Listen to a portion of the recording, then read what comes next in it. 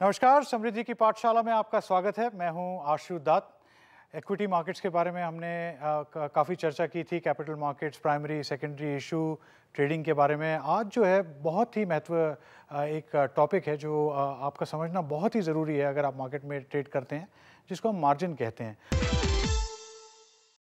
अब मार्जिन क्या है, कैसे लगता है, क्यों लगता है, उसके बारे में तो हम ज़रूर बात करेंगे और चर्चा करेंगे। हमारे साथ एक बहुत ही एमिनेंट एक्सपर्ट का पैनल है। शशि कुमार जी जनरल मैनेजर हैं सेबी में, वो हमारे साथ हैं। नमस्कार शशि।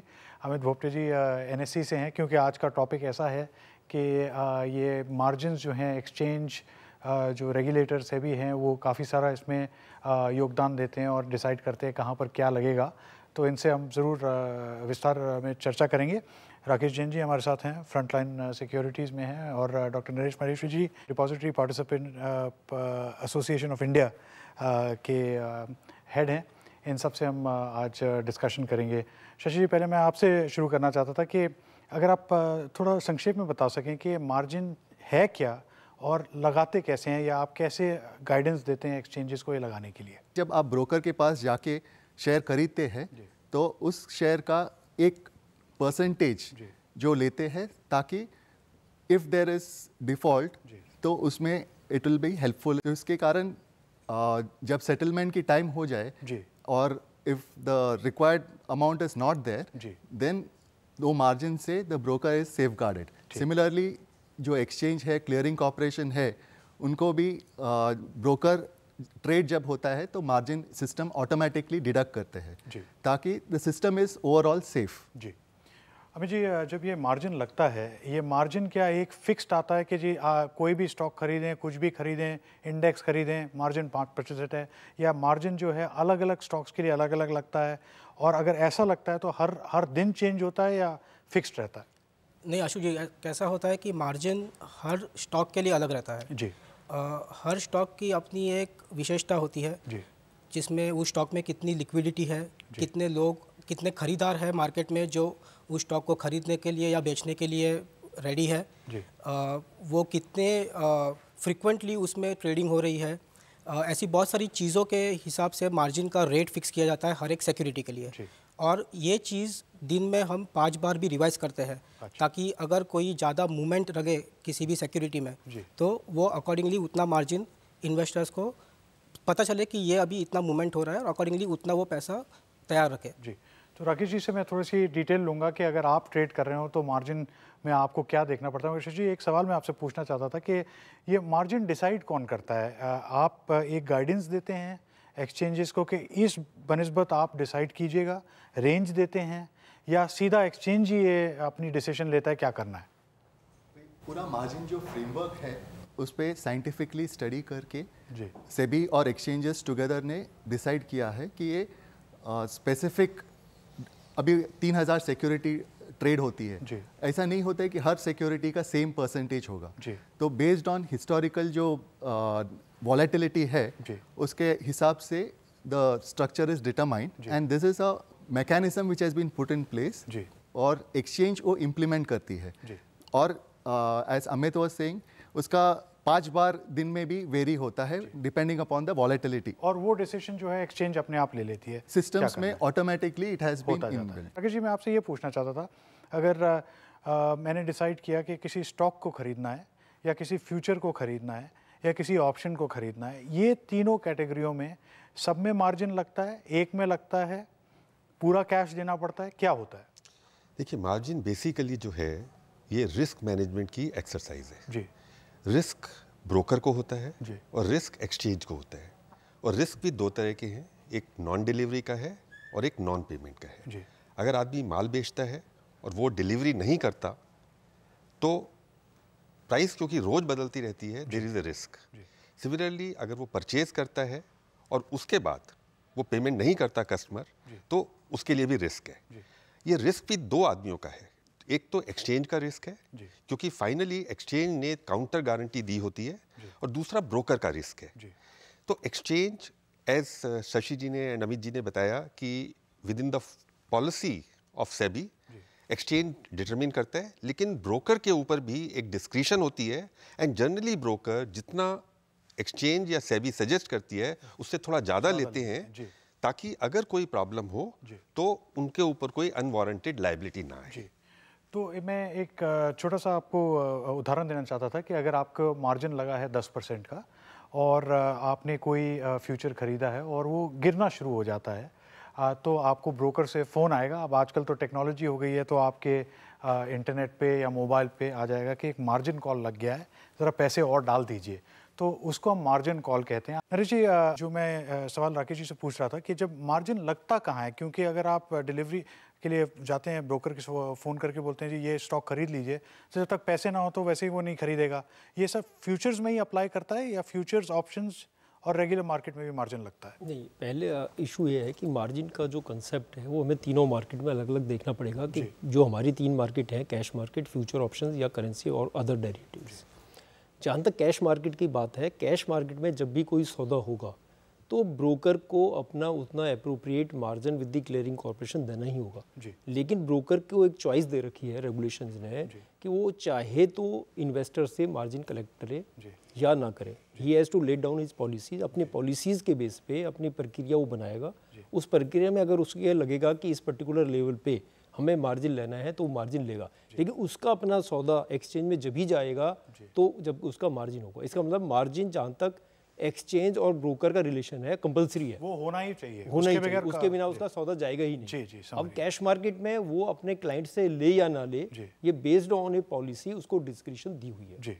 जहाँ तक फ्यूचर की बात है, फ्यूचर्स एंड ऑप्शंस में भी मार्जिन जो कैलकुलेट होता है, एक सिंपल तो है कि हमने डिफरेंट रेशियोज डाल दिए हैं, बट इसके ही हैज ऑलरेडी एक्सप्लेन्ड कि बड़ा साइंटिफिक एवोल्यूशन है। एक प्रक्रिया जो बनाई गई है वो काफ़ी हिट एंड ट्रायल करके बनाई है। उस मार्जिन के 2-3 कंपोनेंट हैं, जिसमें से कुछ कंपोनेंट है जिसको हम वैर बोलते हैं, VAR, कि वैल्यू एट रिस्क क्या है।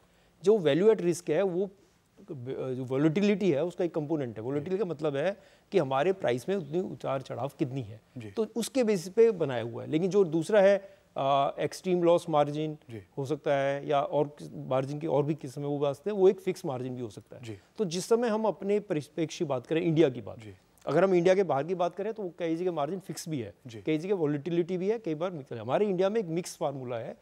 मिक्स का मतलब है कि जो हमारे डिफरेंट कंपोनेंट है मार्जिन के, उसमें से कुछ मार्जिन के कंपोनेंट फिक्स्ड हैं, उनके परसेंटेज डिफाइंड है। कुछ ऐसे हैं जो, जैसे इन्होंने बोला कि दिन में 5 बार चेंज हो जाते हैं, वैल्यू एट रिस्क के हिसाब से चेंज होते रहते हैं। अब उसमें से भी कुछ मार्जिन ऐसा है जो कंपल्सरी है to be collected from the investor. कुछ मार्जिन है जो कि हमें इन्वेस्टर से लेना जरूरी है। कुछ इन्वेस्टर ऐसा है जिसको कि हम ले भी सकते हैं, अगर ब्रोकर चाहे तो हम कुछ एक्सटेंट तक अपनी जगह से फंड भी कर सकते हैं। लेकिन जब सौदा जब ही जाएगा ब्रोकर के केस में, जब उसका अपफ्रंट मार्जिन उतना एक्सचेंज के पास जमा हो, तो ब्रोकर एंड एक्सचेंज में कोई चॉइस नहीं।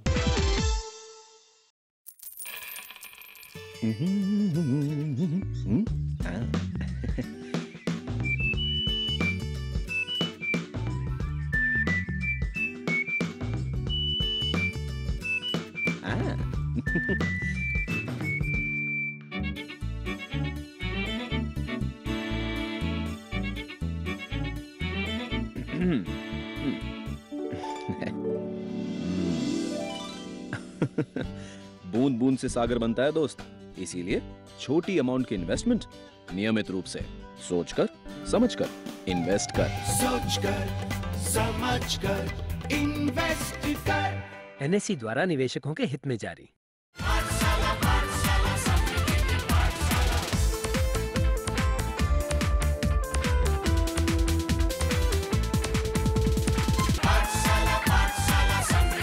समृद्धि की पाठशाला में हमारे साथ रहिएगा शनिवार सुबह 8:30 बजे, सिर्फ और सिर्फ DD नेशनल पर।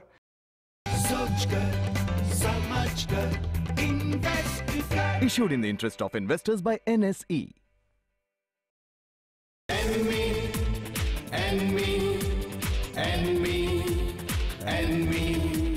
हम सदस्य आर्थिक बाजार के करते कारोबार, एनमी हमें बताए करना पूंजी का व्यापार। क्या पूंजी बाजार नियोजन हमें सिखाती एनमी, शहरों गांव हर एक जगह पर राह दिखाती एनमी।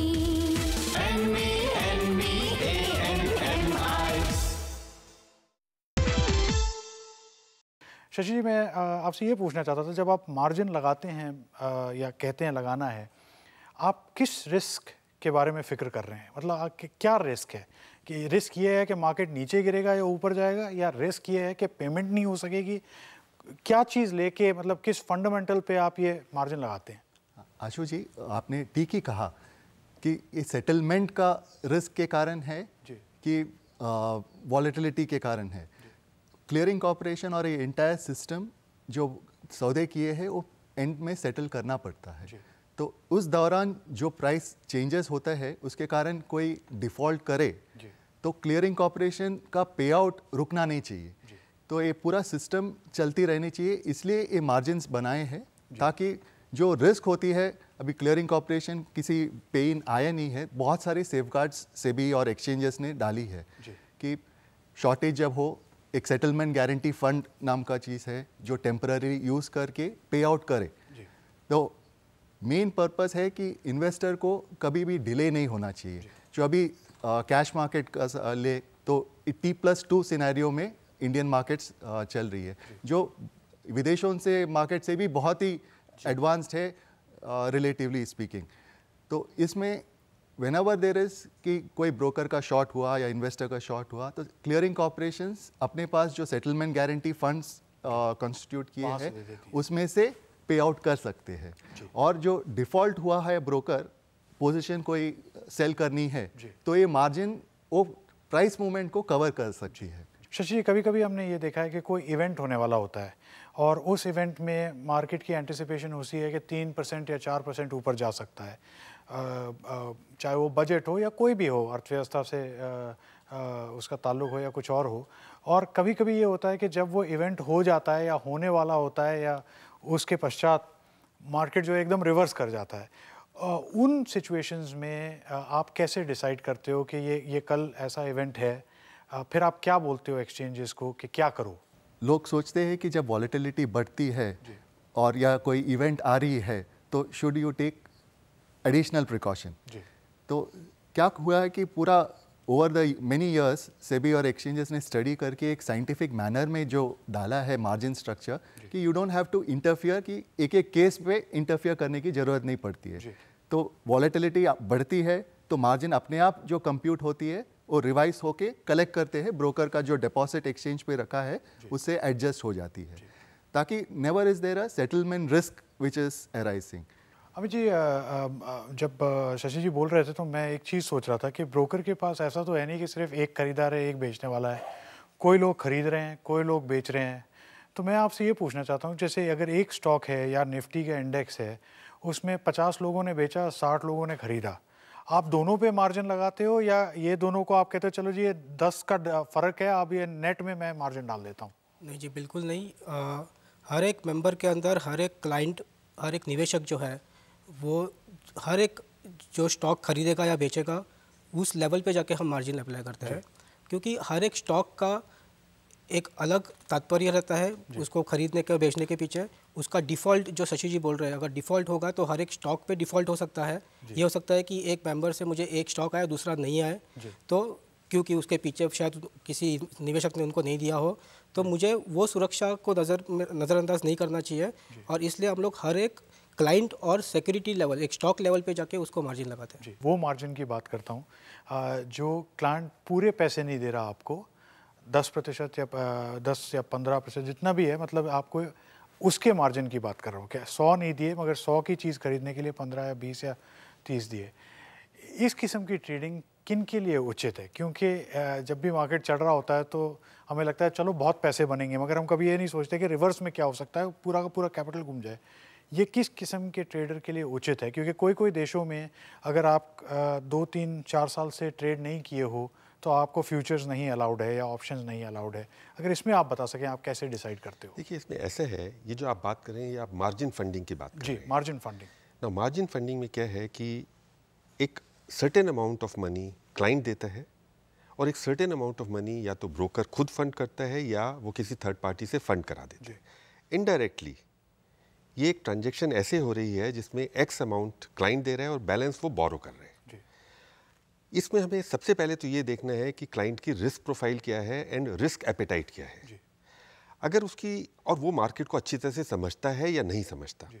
अगर वो मार्केट को अच्छी तरह से नहीं समझता, हमारी tendency as member of the exchanges that we should not promote such margin funding, क्योंकि उसमें रिस्क बहुत ज़्यादा है कि अगर उसका 15-25 जो भी हमने उससे मार्जिन लिया, अगर लॉस उस एक्सटेंट तक आ गया तो वो पहले वो उड़ेगा, पहले वो उड़, और साथ साथ दूसरा भी उड़ जाएगा। तो उसका कैपिटल ही उड़ जाएगा।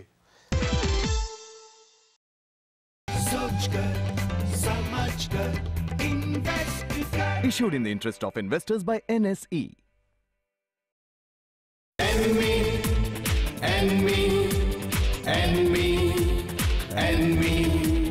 हम सदस्य आर्थिक बाजार के करते कारोबार, एनमी हमें बताए करना पूंजी का व्यापार। आर्थिक नीति क्या कहती है ये समझाती हर एक निवेशक के सुख दुख में साथ निभाती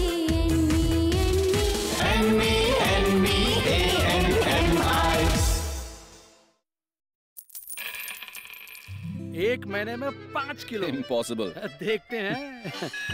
ये क्या कर रहे हो? जल्दी वजन घटाने का ये मेरा सुपर हिट फॉर्मूला है। आज क्यों नहीं आया?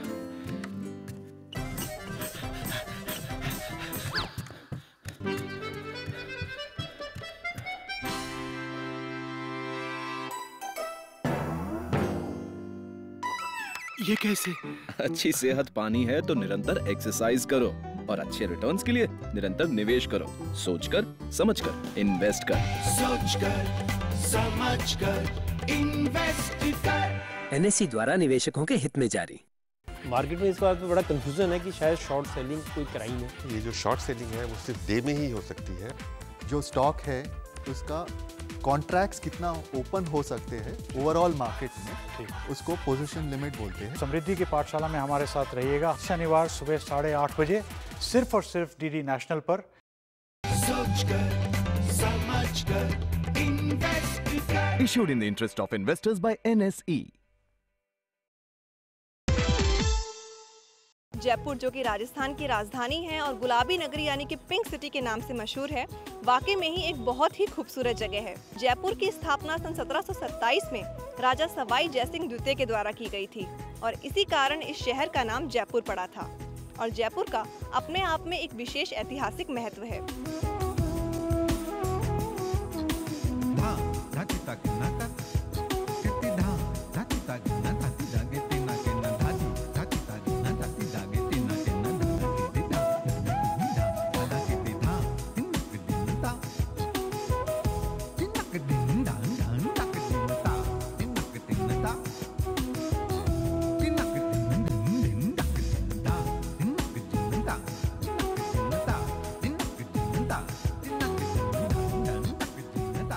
पर्यटन के क्षेत्र में तो जयपुर का कोई तोड़ ही नहीं है।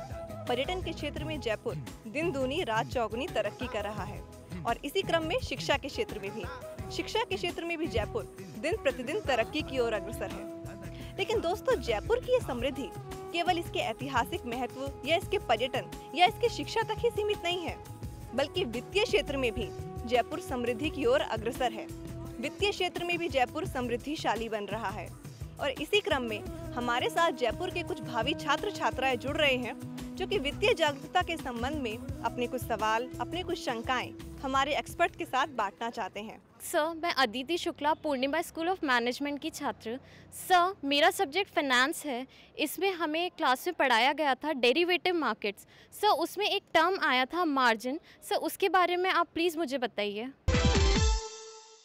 मार्जिन का भी हमने ज़रा चर्चा की थी, अगर आपने सुना हो। सबसे पहला कंसेप्ट है मार्जिन है क्या। मार्जिन एक तरह की सिक्योरिटी है, एक तरह का धरोहर है जो कि एक ट्रांजैक्शन बेस है। जब भी हम आप कोई छोटी फाइनेंशियल ट्रांजैक्शन करना चाहते हैं तो उसके लिए जो अपफ्रंट पेमेंट करनी पड़ती है that is known as margin.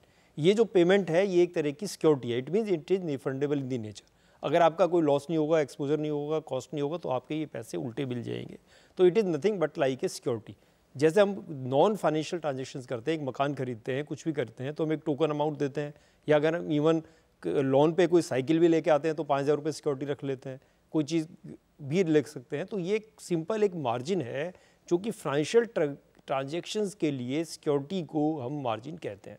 जी, एक और सवाल ले लेते हैं मार्जिन्स पे। अरशद खान जी हमारे साथ जमशेदपुर से हैं। अरशद जी नमस्कार, अर्ज कीजिए। गुड मॉर्निंग सर, मेरा नाम अरशद खान है, मैं MBA फाइनेंस का स्टूडेंट हूँ NSIBM जमशेदपुर से। और मेरा प्रश्न ये है कि ये मार्जिन रिक्वायरमेंट होता क्या है और इसकी आवश्यकता क्या है?